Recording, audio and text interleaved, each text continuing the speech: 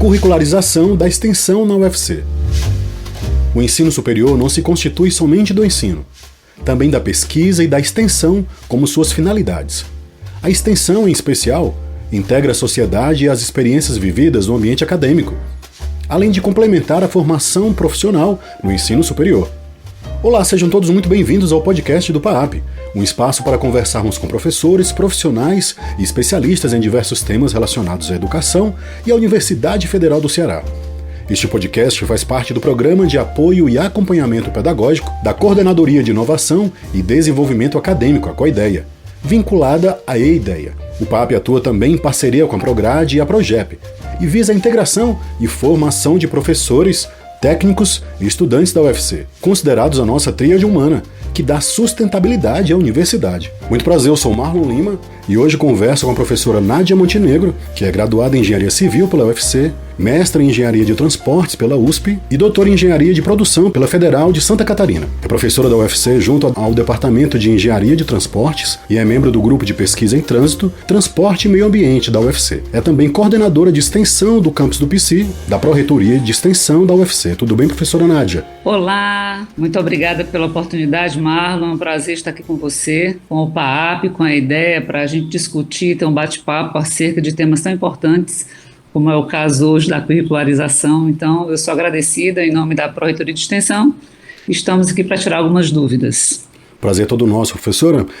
Vamos começar esclarecendo para os ouvintes o que é exatamente a curricularização. Bem, curricularização da extensão nada mais é do que a inserção da extensão, né, nesse processo formativo do aluno dentro do currículo dele, né, como parte de uma componente curricular obrigatória. Isso é a curricularização. Professora, a senhora pode falar um pouco, considerando a sua vasta experiência extensionista, sobre a extensão, seus marcos legais e suas práticas? Bem, sob o princípio constitucional da indissociabilidade entre ensino, pesquisa e extensão, eu diria que a extensão é um processo educativo, cultural, científico, que articula aí o ensino e a pesquisa de forma a viabilizar essa relação transformadora entre a sociedade e a nossa universidade. Partindo-se então desse princípio, que se considera a atividade de extensão pelo seu potencial da comunidade universitária, que são os professores, os alunos, os técnicos envolvidos, como sendo um instrumento incomparável de mudanças nas próprias instituições, ou seja, onde se desenvolve a atividade de extensão, e nas sociedades onde essas instituições estão inseridas. E vale aqui destacar que a missão da PREX, da nossa Pró-Reitoria, é de contribuir então para a construção desse conhecimento voltado ao desenvolvimento sustentável e, obviamente, para a formação dos alunos da UFC, que é o nosso cliente, tá? Por meio de ações de extensão, articuladas, então, com o ensino e a pesquisa, em sintonia, então, com as demandas da sociedade. Então, você falou da questão do marco legal, Marlon. Uhum. Nós temos a nossa Constituição de 88, ela já nos garante, né, essa questão da indissociabilidade de ensino, pesquisa e extensão. E nós temos também alguns marcos, como a própria Lei de Diretrizes e Bases, que já começou desde 96, já trazia consigo essa questão da promoção da extensão, e em 2001, ela já previa essa questão da curricularização, dessa inserção da extensão nos currículos, partindo aí de 10% de extensão nos currículos, né? E em 2014, como essa lei de 2001 não vingou muito, né? As universidades ainda não tinham começado de fato esse processo. Algumas começaram como a COP, mas muito poucas. E então, em 2014, novamente veio o PNE, dizendo que teríamos de ter dentro da grade dos currículos a questão da extensão, no valor de 10%. Então, na verdade, apenas mudamos a meta, né? Porque a intenção, nesse momento, era de ampliar o número, então, de matrículas no ensino superior. Então, a partir daí, né, a partir desse momento, de 2014, as instituições de ensino teriam que fazer as suas resoluções para, então, regulamentar e ver como é que seria esse processo de inserção da extensão dos currículos. Então, a gente também, Marlon, tem também o nosso próprio PDI, né? O nosso PDI também se volta, né? O nosso plano de desenvolvimento institucional, desde o PDI passado, já se voltava para a questão da curricularização, é tanto que a nossa resolução é do final de 2017, né? E então nós temos levado aí com alguns outros sistemas, tentando melhorar o nosso SIGA, né, o nosso S3, para que a gente consiga melhorar essas funcionalidades. A senhora falou 10% da carga horária curricular tem que ser de extensão, é isso, professora? Essa questão dos 10%, o PNE já diz que é no mínimo 10%, mas a nossa resolução, essa 28/CEP de 2017, ela fala de em até 15%, porque nesse momento a universidade ela quis abrir um pouco mais para não deixar tão engessado. Nós sabemos que alguns cursos têm particularidades, né? Alguns desenvolvem mais extensão que outros. Então era mais uma maneira de a gente deixar mais em aberto para que os próprios projetos pedagógicos de curso pudessem então melhorar absorver mais esse conteúdo. Professora, como se faz a extensão universitária na UFC? Como é que podemos avançar na sua visão? Bem, a extensão na UFC ela se dá com um conjunto de ações articuladas com os demais setores da comunidade acadêmica, ou seja, engajando alunos, professores, técnicos administrativos, alunos de pós, quando possível, sempre voltadas aí às demandas da sociedade, como essa pegada da dialogicidade, né, que deve haver entre a comunidade acadêmica e a sociedade, tá? Sempre visando aí esse poder transformador. Né, uma ação de extensão, ela visa transformar pelo conhecimento o local onde a universidade está inserida, tá? Então, no âmbito da Universidade Federal do Ceará, as ações de extensão, elas são desenvolvidas nas seguintes áreas temáticas, que são 8, tá? Vou citar aqui para vocês, comunicação, cultura, direitos humanos, educação, meio ambiente, saúde, tecnologia e trabalho. Então, a UFC ela realiza as ações de extensão sob as formas de programa, projeto, cursos, eventos e prestação de serviço, observando aí essas 8 áreas. Tá? Então, assim, essas 5 modalidades de extensão tem como base essas 8 áreas de extensão, tá? Então, eu penso que estamos avançando, tá? Construindo marcos legais que envolvem o comprometimento de toda a comunidade, inclusive gerando a obrigatoriedade de se fazer a extensão na graduação. Isso aí vai ser um marco fundamental para que a extensão, de fato, se dê, né? Se consagre, eu diria, dentro da universidade. E a tecnologia nos tem sido favorável, uma vez que estamos construindo formas de gestão nas nossas ações de forma mais otimizada, usando aí um SIG extensão, tá? Usando certas funcionalidades que vão nos permitir organizar melhor as ações, de ter um pouco mais de organização e de controle, eu diria, né? Então, o nosso desafio seria sempre de fazer um coordenador de ação de extensão, que pode ser um professor, pode ser um técnico também da universidade, para que ele cadastre a sua ação de extensão, tá? Porque é muito comum, hoje não tanto mais, porque as pessoas já estão se conscientizando de que elas têm que fazer esse cadastro, porque é melhor para ele, para a pessoa, para o professor, né? Para o coordenador, digamos, da ação, para a universidade que vai ter registrado, né, aquela ação, e agora, sobretudo, mais para os alunos, né? Porque eles vão necessitar de ter no seu perfil, no seu currículo, essas ações. Então, é bom para todo mundo, para que essas ações, de fato, sejam cadastradas, tá? Professor, essas 8 áreas abrangeram praticamente todas as áreas do conhecimento. É bem amplo, né? Perfeito, é bem amplo, exatamente para isso. Exatamente para isso, ela abrange todas. Professor, e como é que a curricularização acontecerá na UFC, então? As ações de extensão a serem inseridas no currículo dos cursos de graduação deverão corresponder, como eu te falei, em até 15%. Isso. Tem que ter um mínimo de 10% e no máximo 15%, de acordo com a nossa resolução, tá? Então, para fins de curricularização, a extensão deverá ser inserida no projeto pedagógico do curso, tá? Optando-se assim por uma das seguintes modalidades. Nós temos 2 modalidades que eu vou explicar aqui. Ela pode ser usada, pode ser uma, a outra ou ambas, tá? A primeira modalidade é o que a gente chama de unidade curricular especial de extensão, que ela é constituída de ações de extensão ativas e devidamente cadastradas na nossa Pró-Reitoria de Extensão, tá?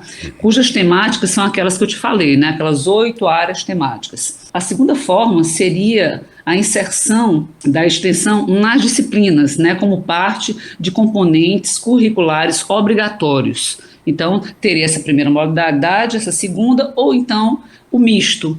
Tá? Hoje em dia a gente vê que muitos dos cursos estão fazendo as 2 modalidades. Reservam a parte de carga horária para a primeira e outra para a segunda dentro de algumas disciplinas. Algumas disciplinas, elas já têm em si esse viés um pouco mais de extensão, então podemos aproveitar esse viés e já, então, inserir esse conteúdo dentro da disciplina.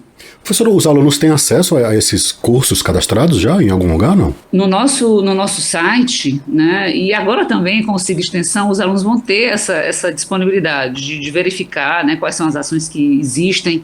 A gente está finalizando algumas funcionalidades do SIGA, né, mas dentro até do nosso site da Prex, www.prex.ufc.br, lá tem as ações de extensão, e são cadastradas por unidade acadêmica e tal, mas no próprio SIGA vai ser mais fácil ele perceber como ele vai poder fazer, né, se a determinada atividade de extensão está aberta para ele ou não. Então isso vai ser mais facilitado pelo SIGA, eu diria.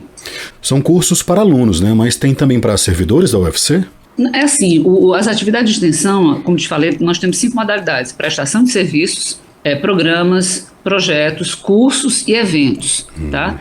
Essas ações, elas devem ser cadastradas, tá? E elas só serão cadastradas ou por um professor ou por um técnico administrativo. Obviamente que um aluno, ele pode ser ouvinte de uma atividade de extensão, tá? É porque nós tem uma coisa que é interessante, Marlon, a gente informar, porque os alunos, eles vão participar das atividades de extensão para terem abatidos de sua carga horária, os 10%, mas nesse momento eles serão protagonistas da ação, ou seja, eles vão trabalhar de forma efetiva, produzindo o evento, né, estando à frente daquele evento. Nós diríamos que nesse momento ele seria o protagonista, onde ele iria sim abater os 10% dessas atividades.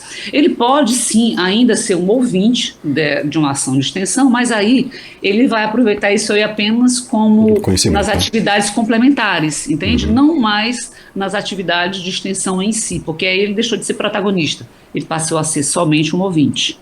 Tá, mas ele pode, né, o ideal é que ele seja um protagonista para já abater dos 10% devido da carga horária dele, de extensão. Professora, e como a extensão se efetiva, né, como parte do percurso formativo dos estudantes da UFC?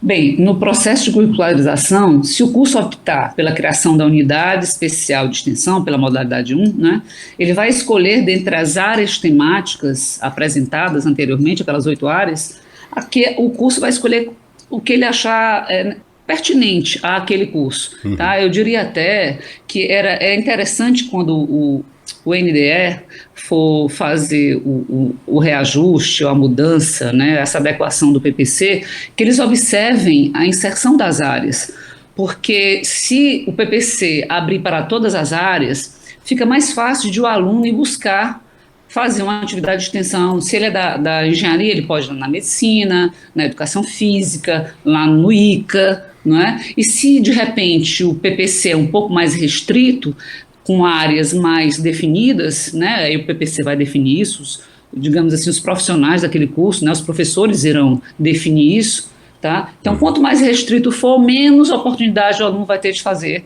digamos assim, fora, não é? E essa multidisciplinaridade para o aluno é interessante, né? Que ele saia um pouco da sua casinha, né?